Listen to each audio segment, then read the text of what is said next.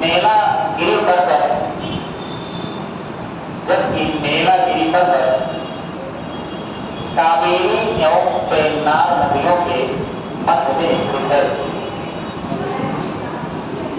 जबकि मेलागिरी पर्वत कावेरी एवं पेन्नार नदियों के मध्य में स्थित है। पेन्नार नहीं है, देखो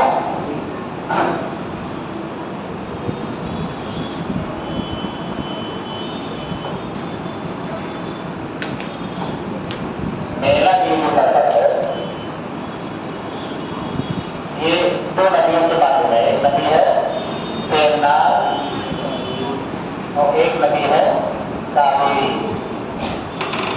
बड़ी नदियों में कावेरी के जल को लेकर विवाद भी रहता है, ठीक है। कावेरी जल विवाद एक बड़ा टॉपिक है दक्षिण भारत में, यूपीएससी का फेवरेट टॉपिक भी दिल्ली में भी पूछा गया है कि कावेरी जल विवाद किन नदियों के राज्यों के मध्य में, जिसमें हाँ तमिलनाडु है, केरल है, आंध्र प्रदेश है और प्रदेश आपका पुडुचेरी, लेकिन सबके मध्य में कावेरी जल को लेकर विवाद है, क्योंकि कावेरी जल निकलती है लगभग केरल के क्षेत्रों से। अब क्या होता है, केरल में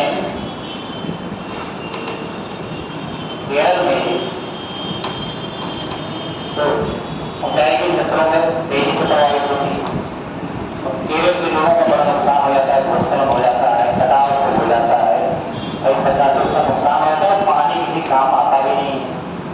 और उसी में तमिलनाडु में जब पहुंचते हैं तो पानी जो काम आता है, अच्छी धान की खेती होती है और तमाम सारी बड़ी बड़ी चीजें वहाँ पर विकसित हो जाती हैं। यही तो दिक्कत है, मतलब निकले हमारे घर से मऊ जात में आंध्र प्रदेश का भी कुछ हिस्सा उससे संबंधित है। तो अब इसी में जल बंटवारे को लेकर जो है कुछ जल रोकेंगे, धारों के माध्यम से अपने अन्य क्षेत्रों में पहुंचाएंगे, केरल सतर्कता तमिलनाडु में तक बड़ी तरह बांध बना देंगे, तो हमारे यहाँ जल कम हो जाएगा, हमारे यहाँ जो धान की खेती होगी इससे भी कम हो जाएगी। तो कुछ यही नहीं होता कि भाई हमारा हिस्सा भी जल में हमको भी मिलना चाहिए। तो इस प्रकार से 4 राज्यों के बाद कावेरी जल को लेकर विवाद है। और कावेरी और पेन्नार नदियों के मध्य में जो पर्वत है मेलागिरी, क्योंकि यहीं पे चंदन वगैरह भी बहुत उत्पादित होता है। चंदन की खेती भी इस क्षेत्रों में, तो चंदन क्या है, लकड़ी है ना, पेड़ है। अभी मूवी भी इस पर बनी है, आप देखें कि नहीं देखे हैं, देखे है ना, पुष्पा, ठीक है, पुष्पा शुद्ध बात है एक आने वाला, तो चंदन की तस्करी वगैरह से जुड़ा हुआ चंदन तस्करी होती है, तो बहुत सारे प्रोडक्ट बनाए जाते हैं, दवाओं में उपयोग होता है और तमाम सारी प्रोडक्ट उसके सौंदर्य प्रसाधन में उपयोग होता है, महंगी उसकी लकड़ी होती है, ठीक है। इसलिए महंगी बिकने के कारण तस्करी बहुत होती है। जो भी सरकारी क्षेत्र में अगर लकड़ी चंदन की खेती की जाती है, वहाँ से दूसरा करके काट के उसको बेचते हैं, तस्कर लोग विदेश भिजवा देते हैं, उससे बहुत ही रकम हो जाती है कमाई। तो इसलिए चंदन की तस्करी से जुड़ी हुई तमाम कहानियाँ बहुत सारे केस भी संबंध में हुई।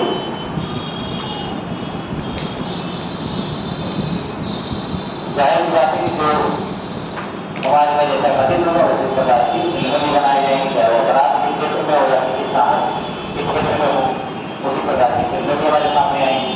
तो इस प्रकार की फिल्माई पुष्पा मतलब यही कहानी है कि किस प्रकार से चंदन की तस्करी करने में वहाँ के शासन प्रशासन से लेकर सभी लोग, नेता और सब लोग इन्वॉल्व हो रहे थे। तो ये पूरा जो पूर्वी घाट पर्वतमाला है, यहाँ पर छोटी छोटी पहाड़ियाँ हैं, चाहे वहाँ आंध्र प्रदेश में है, तमिलनाडु में, इनका नाम अभी आपने लिखा है सेवराज पहाड़ी, मेलागिरी पर्वत, शेषाचलम, ठीक है, ये सब जैव विविधता से संबंधित क्षेत्र है और यहाँ पे चंदन की तस्करी, फिशिंग, ये सब ज्यादा होते हैं, इस वजह से सब चर्चा में ज्यादा। अगर साउथ की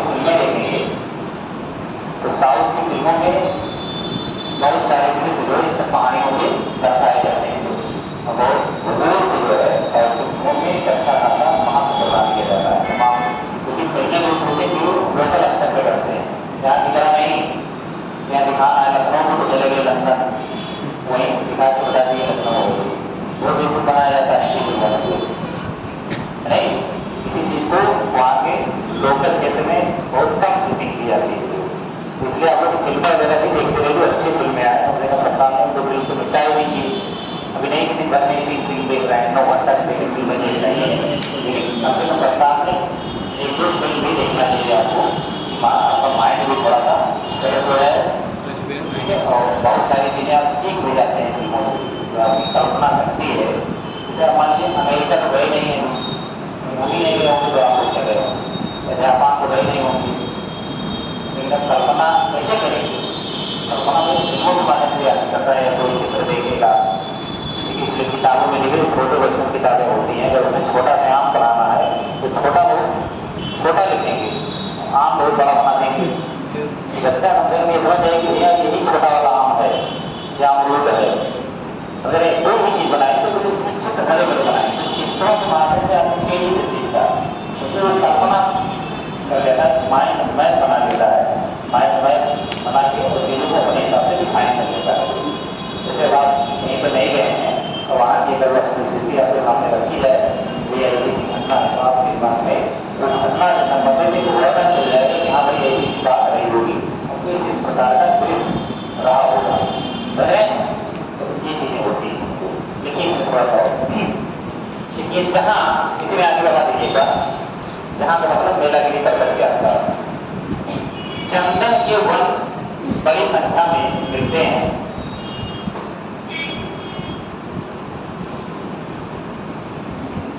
चंदन के वन बड़ी संख्या में मिलते हैं।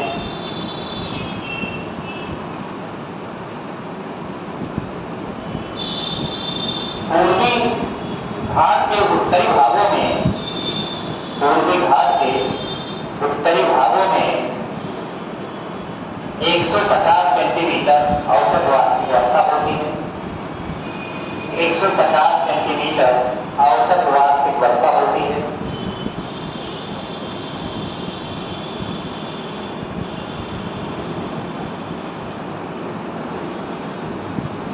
इसीलिए यहाँ पर उष्णकटिबंधीय पर्णपाती एवं सदाबहार वनों का, उष्णकटिबंधीय पर्णपाती एवं सदाबहार वनों का मिश्रण देखने को मिलता है। इसीलिए यहाँ पर उष्णकटिबंधीय पर्णपाती एवं सदाबहार वनों का मिश्रण देखने को मिलता है।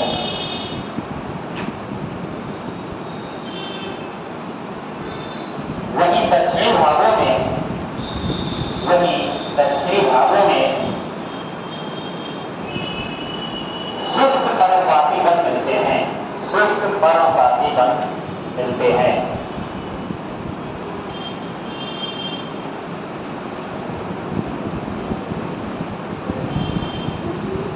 शुष्क पर्णपाती वन मिलते हैं।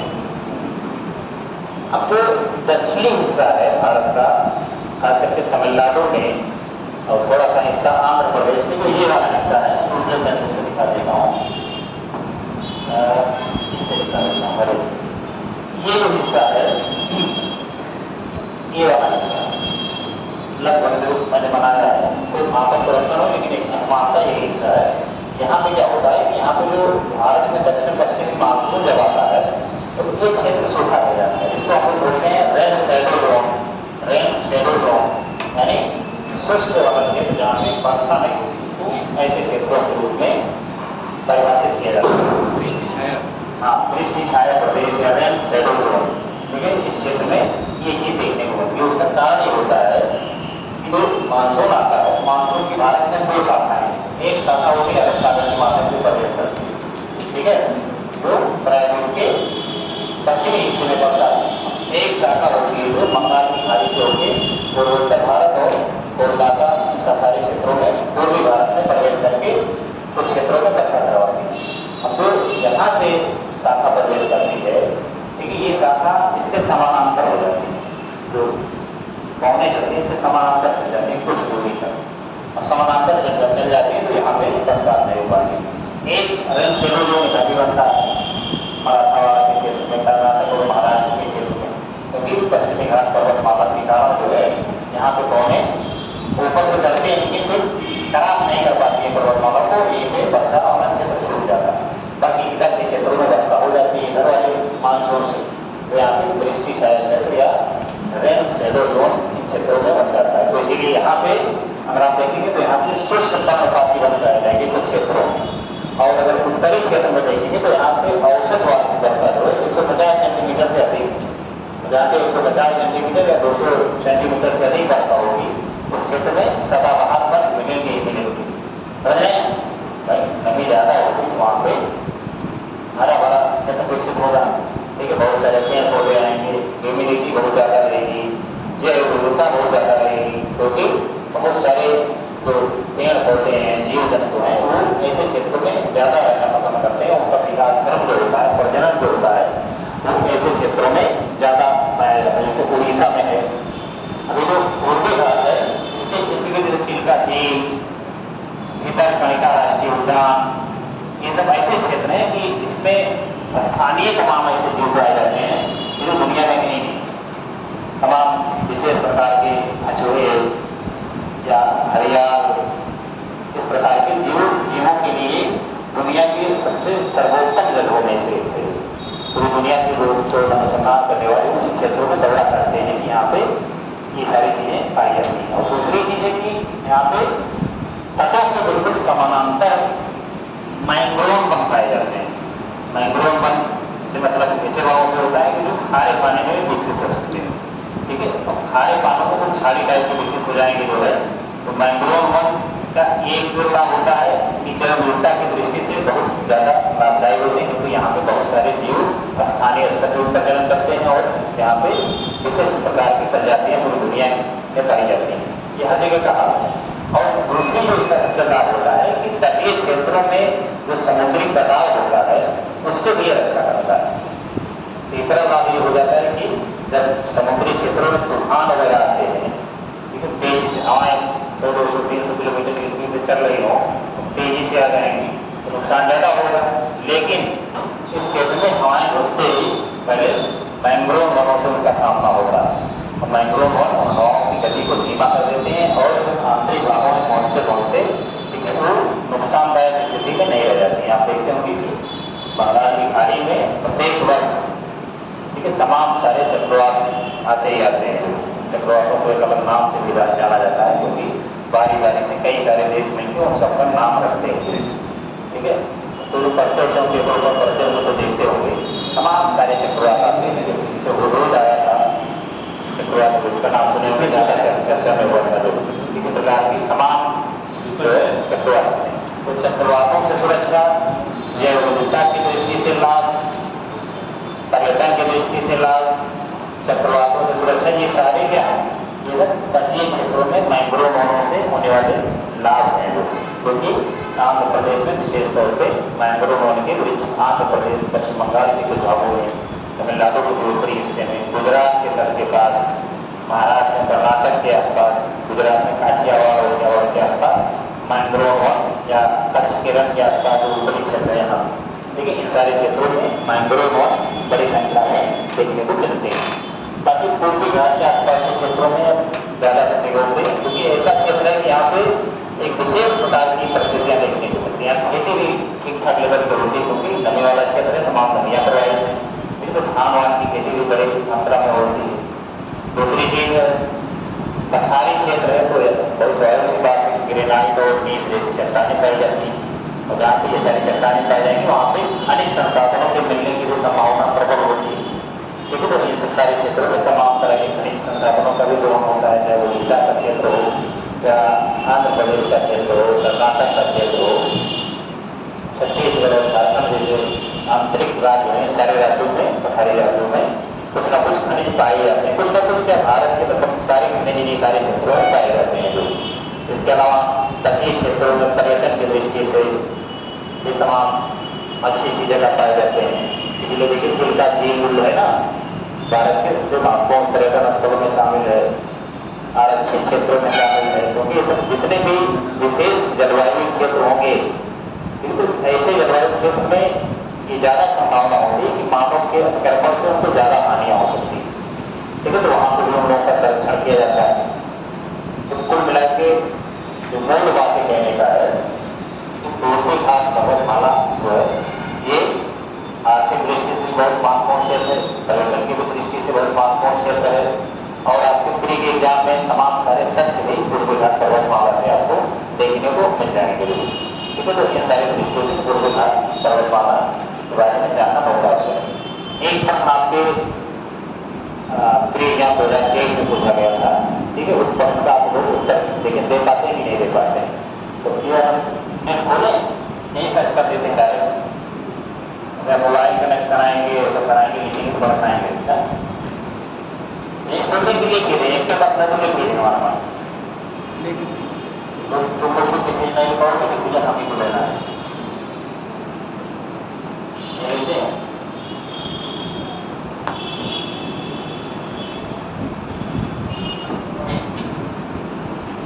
कहाँ से ढूंढे, ये ढूंढ लेते हैं वेबसाइट पर। हाँ तो यूपीएससी वेबसाइट में बहुत ढूंढना पड़ता है, ऊपर ही है, ऊपर ही है। बड़ा कर देते हैं कि आप लोग भी देखें।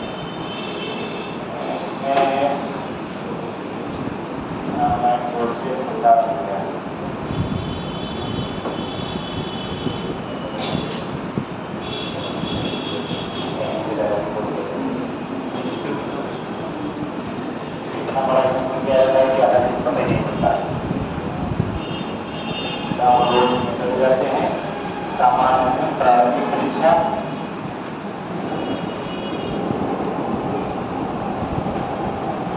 कर देते हैं।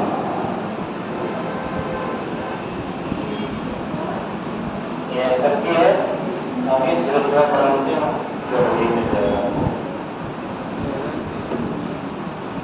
डाउनलोड हुआ इसमें हो गया।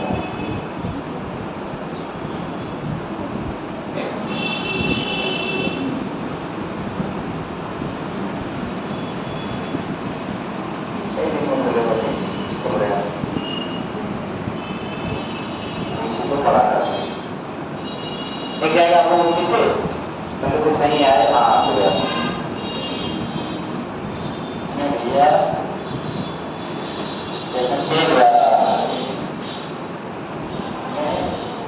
देखते हैं पेज नंबर 39 नंबर आपको पढ़ लेंगे वहां से, ठीक है। 39 नंबर दिख जाएगा, हाँ ना बोलो तो बोलो, दिख रहा है, दिखेगा ना पीछे दिख रहा है, मेरा पर उसको लिखा हुआ है कि निम्नलिखित कथनों पर विचार कीजिए। पहला कथन है आपका, अमरकंटक पहाड़ियां विंध्य और सह्याद्री श्रेणियों के संगम पे। दूसरा कथन है, दिलीप विंध्य पहाड़ियां सतपुड़ा श्रेणी के सबसे पूर्वी भाग में। दूसरा कथन है। तीसरा कथन है कि शेषाचलम पहाड़ियां पश्चिमी घाट के सबसे दक्षिणी भाग में। ये तो गलत तो दिशा उशा से संबंधित पर है कि नहीं, ये वाला गलत। लेकिन अब है उद्धृत में से कितने कथन सही है। केवल एक सही है, केवल दो सही है, केवल तीन सही है, सभी सही है, कोई भी नहीं सही। देखते हैं आप लोग का ज्ञान कितना। पहला वाला क्यों सही है? पहला वाला क्यों सही है? पहला केवल एक सही है ना, कितने लोग केवल एक के पक्ष में है, तो चेहरा याद कर लें। चलिए कितने लोग दूसरे आसन केवल दो के पक्ष में है, कितने लोग केवल दो के पक्ष में है, दो के पक्ष में कोई नहीं है। तीसरा है सभी तीनों सही है, कितने लोग पक्ष में, तीनों तो हो ही नहीं सकते, तीनों हो नहीं सकते, तो तीनों वाले कितने कोई पक्ष में नहीं ना। और बी वाले के कितने पक्ष में, आप और आप बी वाले के पक्ष में। पहले वाले पक्ष में कितने लोग थे, मैं बताता हूँ कितने लोग थे। अरे तुम लोग रिवीजन नहीं करते हो, इसका मतलब पहला ऑप्शन है अमरकंटक पहाड़ियां विंध्य और सह्याद्री श्रेणियों के संदर्भ में। अरे प्रभु लोग, अमरकंटक की पहाड़ी जो मैंने बताया था आपको मध्य भारत में विंध्य और सतपुड़ा के बीच में अमरकंटक पहाड़ियां, ठीक है, जहाँ से नर्मदा नदी निकलती है, उसमें सह्याद्री श्रेणी है। सह्याद्री श्रेणी किसको कहते हैं, पश्चिमी घाट को कहते हैं। अभी कल पढ़ाए लेकिन आज मर गए हैं, तो ये हाल तो होता है।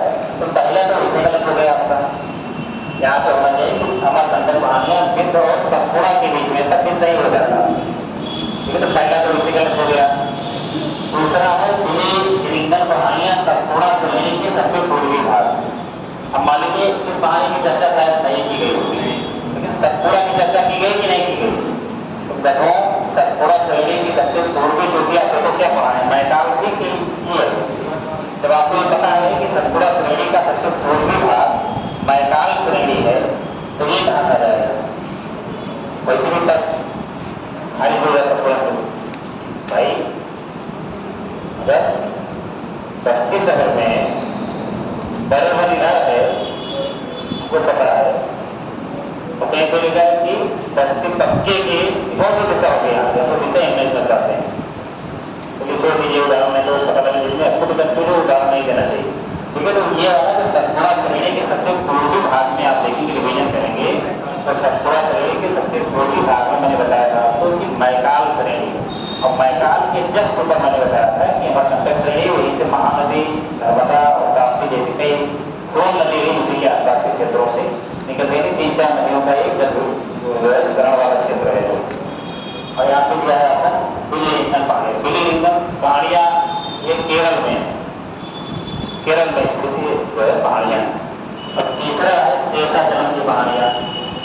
शेषाचलम पहाड़ियाँ पश्चिमी घाट के सबसे दक्षिणी भाग, तो आगे चले हो शेषाचलम की पहाड़ियाँ आंध्र प्रदेश में पूर्वी घाट के भाग। तो ये भी गलत हो गया है, इसका मतलब तीनों गलत, जिनको नहीं। अब देखिए गूगल से पथ कैसे बनाता है, आप देखिए, मतलब बहुत कम लोग पढ़े होंगे वही कहेंगे कि हाँ ये तीनों गलत है। तो तीनों गलत की बात आएगी तो आपका कॉन्फिडेंस जवाब हो जाएगा कि अरे यार नहीं, एक तो नहीं होना ही चाहिए।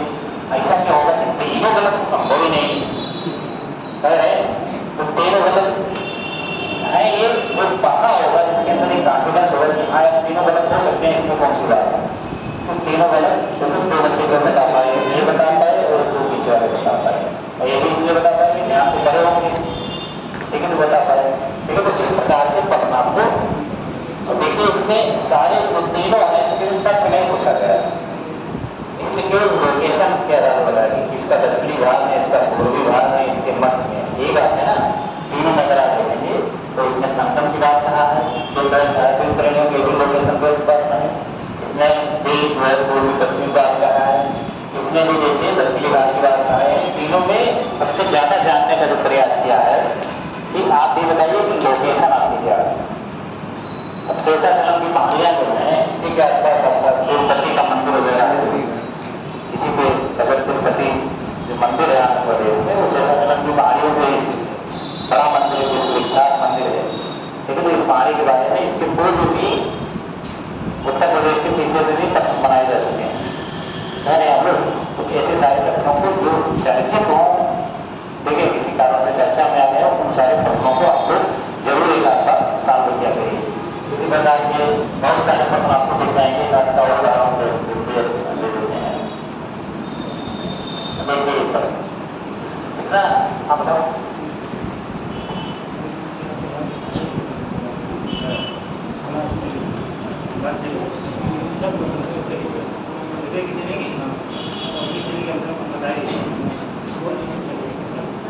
क्लास जो आपकी है वो चलेगी बोला, क्योंकि महाविद्यालय में 12, 13 और 14 तारीख को 3 दिन जो महाविद्यालय के छात्र छात्राएं इस क्लास में बैठे हुए हैं, उनके लिए सोचेंगे जो महाविद्यालय की क्लास है भूगोल इतिहास की पॉलिटिकल साइंस सभी सब्जेक्टों की, ठीक है, वो आपकी स्थगित रहेगी। तो 3 दिन में 3 दिन आपकी करिकुलम का पेपर जो एक्स्ट्रा एक्टिविटीज वाला पेपर होता है, ठीक है, उसका पेपर है, तो इसलिए 3 दिन आपकी क्लासें स्थगित रहेंगी। लेकिन यहाँ ध्यान दीजिएगा, डिस्क्लेमर है, अरुणोदय की कक्षाएं यथावत चलेंगी। यथावत मतलब जैसे चल रही थी वैसे चलेंगी, समझिए, नहीं तो कुछ अलग समझ जाएंगे, सर कल आप बताए थे कि नहीं चलेगी। तो कौन सी क्लास नहीं चलेगी? जिसमें आप बैठते हैं जो क्लास चल रही है ये चलेगी। 1 बजे से आपकी अरुणोदय की क्लास जिस तरह चलती थी वैसे चलेगी, जो पढ़ा रहे वही पढ़ाएंगे। लेकिन जो महाविद्यालय के छात्र हैं उनकी कक्षाएं नहीं चलेंगी। वो चाहे तो महाविद्यालय ना ही आए, पढ़ने ही आना है और कोई काम है नहीं पढ़ने तब महाविद्यालय आने का, तो मत आइए करते, ठीक है, पढ़ने स्कूल कॉलेज में। अब जब कोचिंग में क्यों लाएंगे, समझ गए, किसी को किसी बात की कन्फ्यूजन ना रहे, इसलिए दोबारा हमको नोटिस दिया गया, बताया गया कि एक बार और बता दीजिए, ठीक है। अब देखिए क्या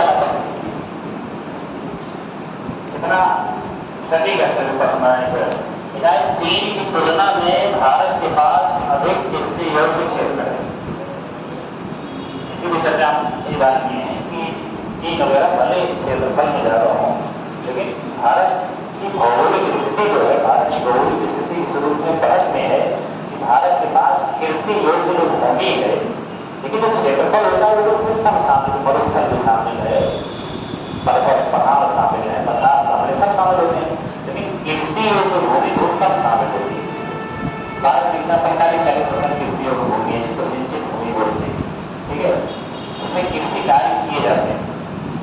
चीन उनमें 10-15%, चीन का क्या है, पूर्वी हिस्सा में सिंचियान का पूरा प्रांत है, पूरा मरुस्थल है, वहाँ रहते हैं, वहाँ केवल जो है चीन जितने अवैध काम करता है वही से वहाँ बनाता है, परमाणु परीक्षण करना है क्षेत्र में करेगा, या जो आके पॉलिटिकल विरोधी लोग होंगे उनको कुछ जेल बनवा दिया है, उसी में ले जाकर बंद कर देंगे, कोई यही लोग आओ तो आराम से पहुँच करो, जो टीवी भी लगा देंगे देखो को, और बेवजह में कोई बयान वयान न दो, ठीक है, तो वैसे कार्य क्षेत्र है पूरा पानी का क्षेत्र है। तो पहला अपना तो इससे हो जाता है कि भारत में कृषि योग्य भूमि चीन की तुलना में बहुत ज़्यादा है, अमेरिका से भी ज़्यादा है, ठीक है, लेकिन क्षेत्रफल अगर देखा जाए तो चीन के आधा भी नहीं है, भारत से आधा नहीं, चौथाई भी नहीं होगा चीन की तुलना में, बहुत बड़ा देश है चीन, क्षेत्रफल जो रूस है दुनिया का सबसे बड़ा क्षेत्रफल का देश है, उसका क्या लगभग पूर्वी हिस्सा जो है पूरा साइबेरिया का बर्फ जमा हुआ क्षेत्र है, ठंडी हवाएं वहाँ चलती है, वायुवासी पूरा बर्फ जमा क्षेत्र है, वहाँ कोई आदमी रहेगा ही नहीं, -10 डिग्री टेम्परेचर है। अब -10 डिग्री टेम्परेचर कौन रहेगा, इसको अपनी जान देनी, नशे वशे जाएगी फट, यहाँ देखिए 5-10 डिग्री टेम्परेचर आ जाता है, प्लस में 5-10, तब तो आप लोग लगाए हुए पे घूमने लगते हैं, पूरा 5-5 जाएगी, 6-6 जाएगी, कहीं तो डब्बा बने घूम रहे हो, और -10-15 डिग्री 20 डिग्री टेम्परेचर होगा, तब क्या होगा, कौन रहेगा, पूरा निर्जन क्षेत्र, केवल पूर्वी हिस्सा जो रूस का है वहीं पर सारा कुछ जलवायु परिस्थिति वगैरह पाए जाते हैं, वहीं सब रहते हैं, पूरे शहर अगर आप रूस का मैप देखेंगे तो सारे जो है पूर्वी क्षेत्र में हैं, इसलिए पहला आपका सही। अब दूसरा है कि चीन की तुलना में भारत में सिंचित क्षेत्र का अनुपात अधिक,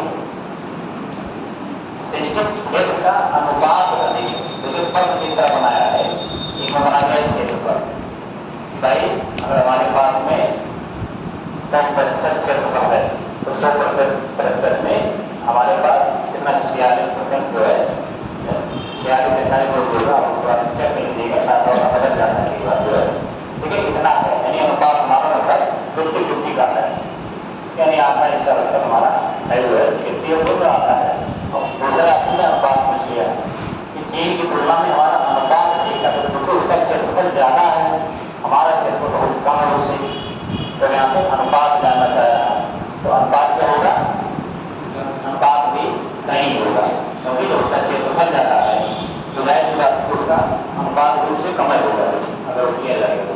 तीसरा ऑप्शन है चीन की तुलना में भारत की कृषि में प्रति हेक्टेयर औसत उत्पादकता अधिक है, तो ये तो वैसे बहुत सामान्य बात है, चीन की तुलना में भारत में औसत उत्पादन जो है बहुत कम है, तो 1/4 वहाँ 1 हेक्टेयर में मान लीजिए 20 यूनिट कोई चीज उत्पादित हो तो भारत में 5 होती है।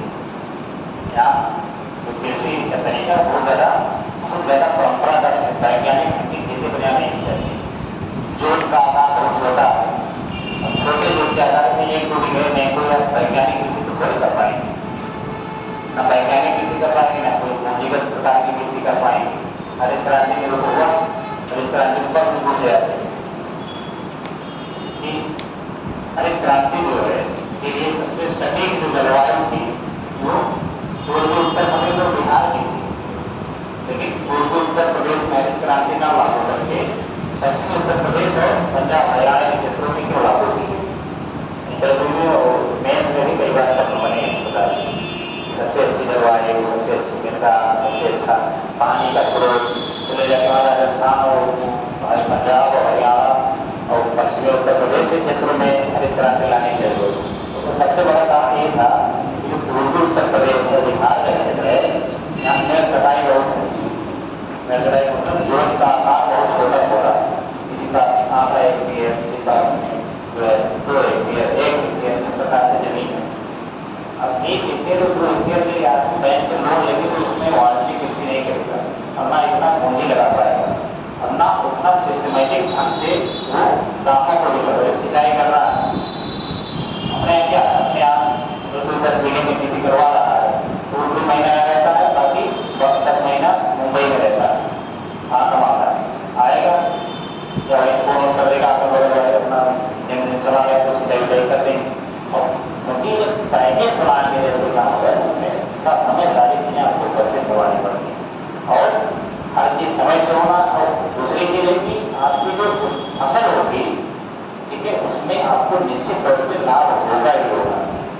अब यहाँ क्या है, बैंक से लोन लेके चलो ठीक है, मक्के की जो है बड़ी डिमांड है, मक्का उत्पादन कर देते हैं, टमाटर की बड़ी डिमांड है और बहुत महंगा बिक रहा है, और टमाटर उत्पादन कर देते हैं, कोई भी इस प्रकार की फसल सोचते तो किसान के चलो ठीक है और उत्पादित कर देते हैं सारे लोगों को। और उत्पादित किए तो मूल्य को 50 रुपये, जब सोचे बोई बोआई किए और जब पैदा वैदा कर दिए तो बाजार में 5 रुपये किलो बिक रहा है। सारा अपना त्रासाई हो गया, कर्जा उतार पाए, वैसे जाल में फंस गई, पूरा हो गया, चौपट हो गया, पूरा हाथ में आ गया। तो मूल्य की गारंटी नहीं, बाजार में इतनी अस्थिरता है कि वो गड़बड़ा जाएगा। तो इसलिए उतना मन लगा कि उस प्रकार की कृषि भारत में नहीं हो पाती जितना चीन वगैरह को, चीन वगैरह को चीन इसलिए तो आगे नहीं है, उसकी अपनी खाली उसके यहाँ लोग नहीं है, अपने यहाँ 50 लोग खलिया घूम रहे हैं, उनको इस बात का भ्रम है कि बहुत योग्य है और सरकार हमको कोई काम नहीं दे रही है, खाली बीए पास हो या मैं पास हो, आप क्या करने लगे हो, बीए पास करके आदमी क्या करेगा, लोग सिक्योरिटी गार्ड की नौकरी जो ढंग से नहीं कर पाएगा। आपके पास टेक्निकल नॉलेज होगा, आप उसका महत्व है, आप थमा लेते हो, बिगाड़ लेते हो, तो आपका कुछ महत्व है, आप अच्छे प्रकार का बीए का महत्व है, आप जो है सिविल इंजीनियर आप ये आपका महत्व है, आप अच्छे लीडर हो जाएंगे उसका भी महत्व है। हमारे बीए की पूरे घूम रहे हो, फिर बताओ बिहार पढ़े, भूगोल पढ़े और पॉलिटिकल साइंस पढ़े, समाजशास्त्र पढ़े, इतना सब पढ़े हैं और कुछ ही नहीं रहा। आपके पास स्किल नहीं, जिसकी डिमांड लगा रहे हैं स्किल नहीं, आप कोई ये न बना पा रहे हो, न कुछ कर पा रहे हो, क्यों आपको कोई नौकरी कर देगा। चीन में कुछ शुरुआती स्तर से बच्चों को, लेकिन भारत में ये नीति के माध्यम से, ऐसे नई शिक्षा नीति के माध्यम से तमाम सारे एक्स्ट्रा करिकुलम में जोड़े गए थे, उसमें कि बच्चों को कक्षा 5-6 से ही जो है व्यवसायिक शिक्षा की तरफ दौड़ा गया है। अब यहाँ क्या व्यवसायिक शिक्षा के नाम पे ITI है, भारत में व्यवसायिक शिक्षा को आदमी लेना चाहता है तो इंटर अंदर पास हो जाएगा, तब वो सोच पाएगा कि हमको ITI करना चाहिए। अगर क्या ITI में एडमिशन ले लेगा, अगर नौकरी करके पास हो जाएंगे, पूरा मान लीजिए कोई इलेक्ट्रीशियन में ट्रेड में जाके जो है कर लिया, एक साल प्लस माइनस नहीं हो पा रहे हैं, जहाँ भी हम पूरा साल कर दी। इस प्रकार की शिक्षा पद्धति उस वजह से अपने यहाँ उत्पादन का बहुत मंगाते लोग नगर गाँव में अगर नहर खोदी जा रही है, JCB चल रही है, 3 महीने तो इसे खड़े देखने, एक आदमी चला रहा, 35 लोग देख रहे हैं, बता भी रहे हैं थोड़ा इधर से उठाइए, इधर से उठाइए, ये तो छोड़िए, अभी तो गाँव में ट्रैक्टर वगैरह फंस जाएंगे, तब तमाशा देखिए, पूरा काम रुक जाएगा। या कहीं तो 2 लोगों के यहाँ झगड़ा हो रहा हो, तब देखिए खाली उत्पन्न होने का अपने यहाँ एहसास हो, तब आपको अब तक दोस्तों उसका उदाहरा बिल्कुल प्रत्येक रूप से मिल जाएगा। आदमी क्या करेगा, ये तो साथ नहीं करेगा, तो तमाशा क्या और लड़के तो मजा आता है, तब लड़ेंगे, कुश्ती कर लड़ेंगे, मुझसे लड़ रहे हैं, मुझसे लड़ने मजा नहीं आ रहा है देखने, कुछ लड़ते उड़ते, कुछ फोन करता, बहुत अच्छा रहता है, इस प्रकार की तरह खलीगत उसको कहा जाता है। लेकिन वहाँ तो क्लियर नहीं, मैंने अपनी जनसंख्या को अच्छे कामों में नियोजित कर दिया, नियोजित करके हर आदमी को स्किल दे दिया, हर आदमी को रोजगार दे दिया। देखते नहीं आप अपने मार्केट में चाइनीज प्रोडक्ट भरे पड़े, चाइनीज ये चाइनीज वो, हर चीज खिलौने दिया देखिए चाइनीज अपने अपने अलावा और नाम पर कोई चीज नहीं है चाइनीज, वो जिसको तो नहीं चाइना, उसने कहा जितना बनते उतना उत्पादन कीजिए, मैं तो नहीं बोलता हम देंगे हर चीज, और निर्यात भी विदेशों में हम करेंगे। बड़े बड़े बाजार बड़े हैं पूरी दुनिया में, भारत जैसा देश है, भारत चीन का संबंध ही टिका हुआ है, नहीं अब तक तो हो चुका होगा, चीन को कटाई दिया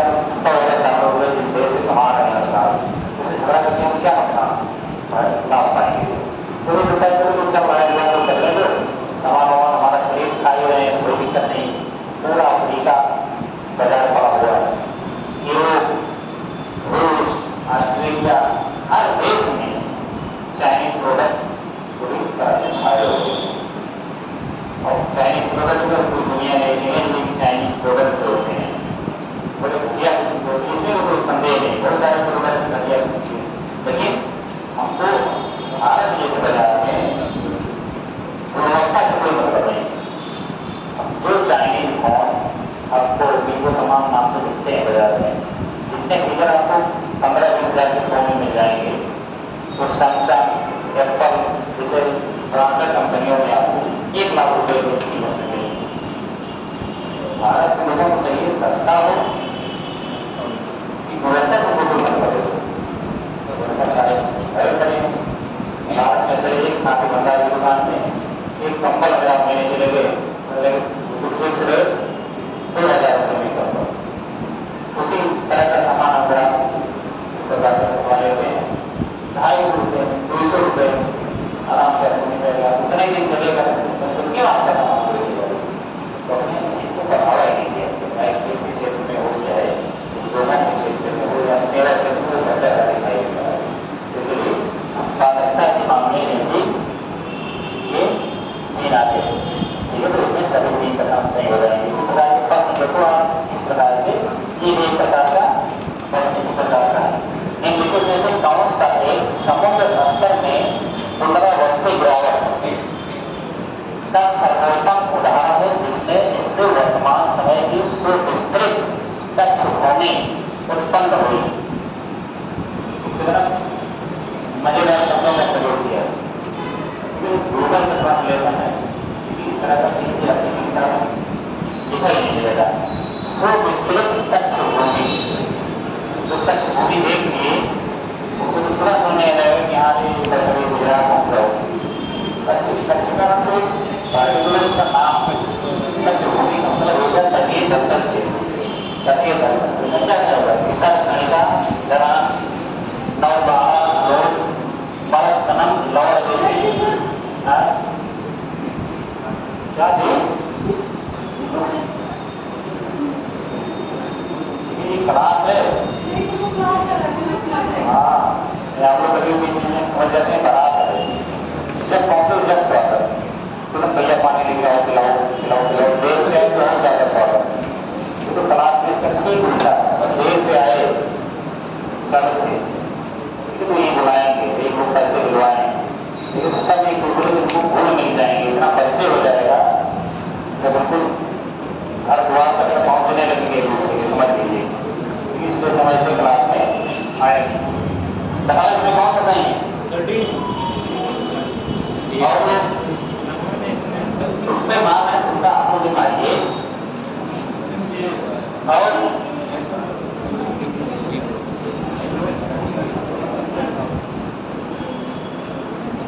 भी बताए हैं, क्यों नहीं बताए आपको बताइए।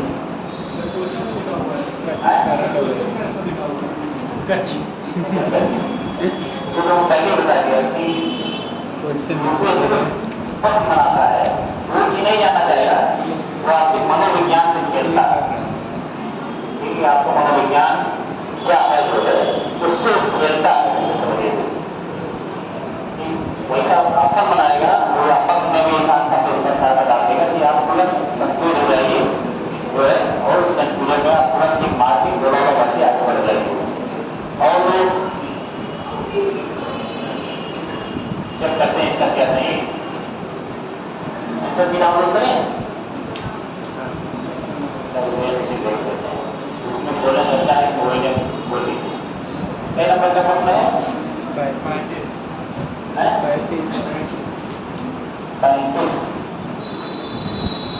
नंबर का प्रश्न जो है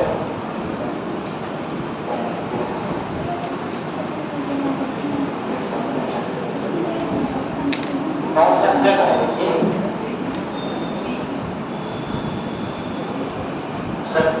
उसमें कई प्रकार के सेट है। नंबर का 35 सेट बी का 35 नंबर का 35 सही है। बी ऑप्शन इसका सही है। देखिए इसका मतलब जो बताए थे वो सही बताए थे, उन्होंने साबित किया है। देखिए ये उन्होंने साबित किया है। और देखिए हम आपके सामने बनाए जाएंगे। बनाए गए और एक बात प्रश्न देखना चाहें तो बता दें, खत्म हो गया एक स्पष्ट पढ़ने और समझने में हुए आपको 20 मिनट का समय लगेगा। ये देखिए 46 नंबर एक विकल्प करने में पौना घंटा मिल जाएगा। जैसे कौन सा एक लघु शीर्षक बड़े खेत की संकल्पना का सर्वोत्तम वर्णन। लघु शीर्षक बड़े खेत पहला आता है जो दुनिया का अपने देश से बड़ी संख्या में विस्थापित लोगों का एक बड़ी खेती योग्य जमीन लेकर जिसे सामूहिक खेती कर घर को अपन निभाते हैं पूरा स्थान। किसी क्षेत्र की सीमांत कृषक अपने आपको समूह में व्यवस्थित कर उनका कृषि संक्रियाओं के समकालन और संगति लाते सब देखिए समाकलन और संगति लाते किसी प्रकार का तीसरा किसी क्षेत्र में अनेक सीमांत कृषक मिलकर निगमित निकाय के साथ संविदा कर अपनी जमीन उस निगमित निकाय को किसी निर्धारित अवधि के लिए देते हैं जिसके लिए वह निगमित निकाय कृषकों की स्वैच्छिक सहमति राशि का भुगतान करता है। और अच्छा स्टूडेंट हुआ है इसमें यह लिखा है हिंदी होना चाहिए। कोई कंपनी किसी क्षेत्र की कुछ संख्या में लघु कृषकों को अनेक तकनीकी जानकारियां सामग्री की नियुक्तियां प्रदान करती ताकि वे कंपनी की निर्माण प्रक्रिया और वाणिज्यिक उत्पादन के लिए जरूरत के कृषि पानी का उत्पादन कर सके। कृषि पानी का उत्पादन कर सब देखिए कितने जल्दी जरूर पढ़ने में 1 मिनट लग गया। ठीक है इसमें देखते हैं 46 में कौन सा सही है? डी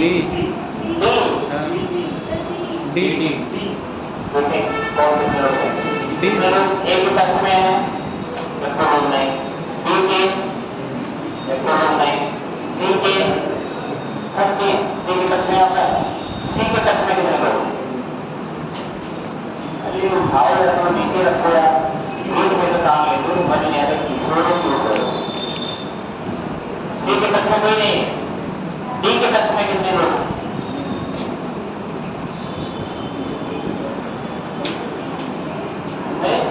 कोई सही है डी इसके कक्ष में कोई नहीं है। डी राइट वाला बी किसी क्षेत्र के अनेक सीमांत कृषक अपने आपको समूहों में व्यवस्थित कर चुनिंदा कृषि संक्रियाओं में समाकलन और संगति लाते हैं।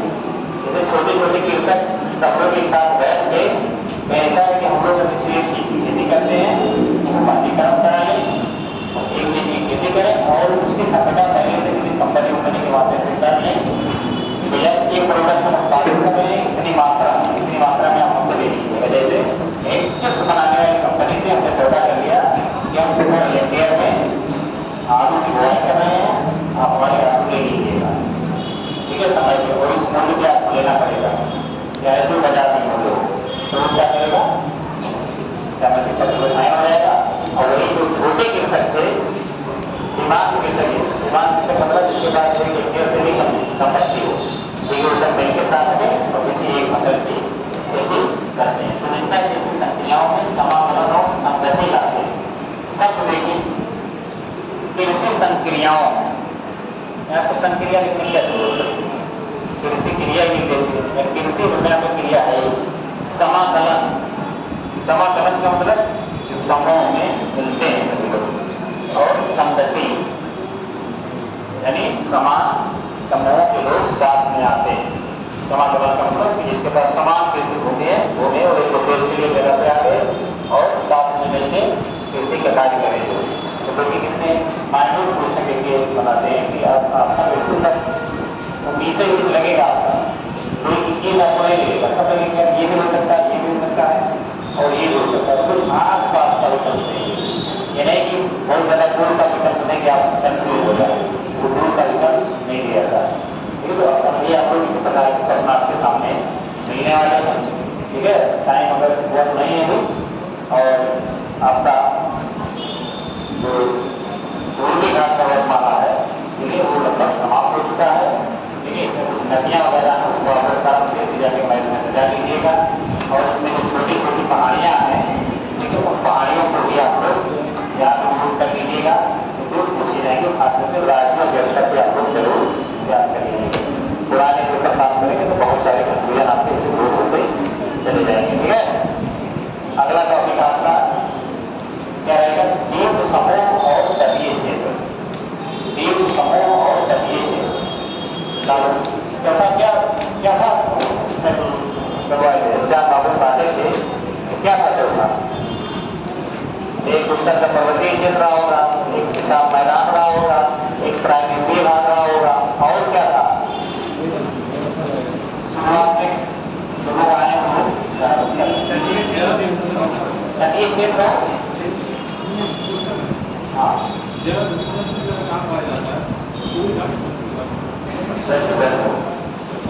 विविधता सबसे ज्यादा उसी क्षेत्र में पाई जाएगी जहाँ पे सदाबहार जल रहेगी, सबसे अनुकूल जलवायु रहेगी। तो अगर आप तुलनात्मक रूप से कहेंगे कि पूर्वी घाट पश्चिमी घाट, निसंदेह कुछ पश्चिमी घाट में आपको सबसे ज्यादा जैव विविधता पाई जाएगी। उसका कारण ये है कि मालाबार में सबसे अधिक वर्षा होती है और वहाँ पे पानी के बहुत सारे जीवजंत प्रकार के जीव पाए जाते हैं। और दूसरा एक कारण ये भी दे सकते हैं आपकी, क्योंकि पश्चिमी घाट आप देखिए इकोलॉजिकल हॉट स्पॉट के क्षेत्र है, ठीक है। तो इकोलॉजिकल हॉट स्पॉट इसीलिए घोषित किया गया है क्योंकि वहाँ पे जैव विविधता बहुत है और जैव विविधता को खतरा बहुत है, ठीक है। और बहुत सारी वहाँ पे स्थानीय प्रजातियां पाई जाती हैं, जीव जंतुओं और पेड़ पौधों की।